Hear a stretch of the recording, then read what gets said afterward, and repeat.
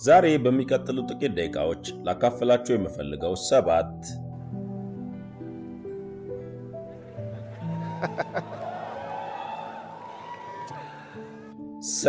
ነገሮች ቃሉ የሚያደርግላችሁ።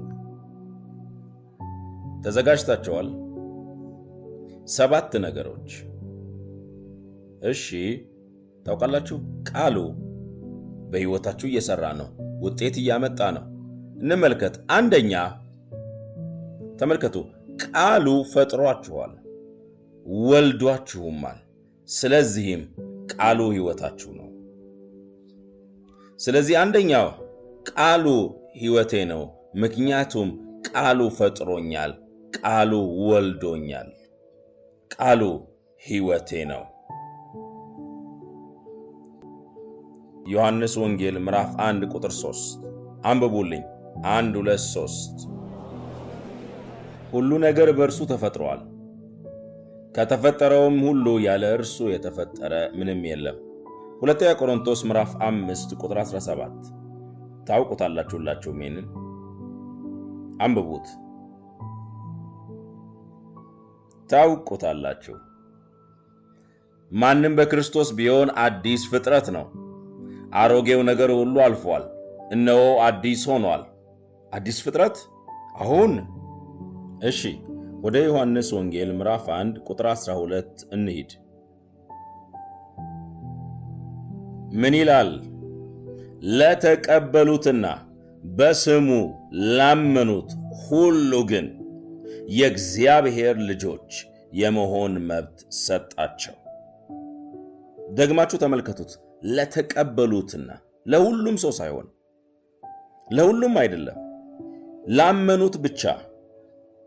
ለተቀበሉትና በስሙ ላመኑት ሁሉ ስልጣን ሰጣቸው እንዲሆኑ የእግዚአብሔር ልጆች፣ በስሙ ለሚያምኑ ሰዎች ሁሉ።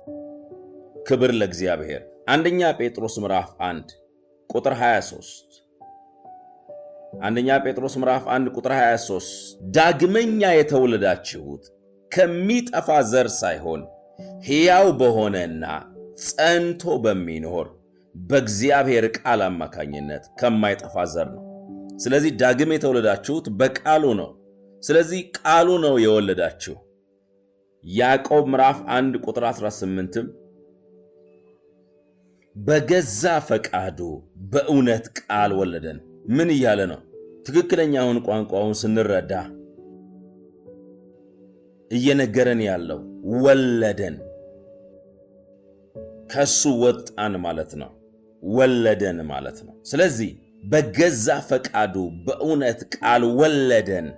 በገዛ ፈቃዱ በእውነት ቃል፣ በእግዚአብሔር ቃል የፍጥረቱ በኩራት እንድንሆን፣ ልዩ ዘር እንድንሆን፣ በኩራት እንድንሆን። የፍጥረቱ በኩራት ማለት የመጀመሪያውና ምርጡ ማለት ነው። ከፍ ያለ ደረጃ ያለው ያ ነው በኩራት ማለት።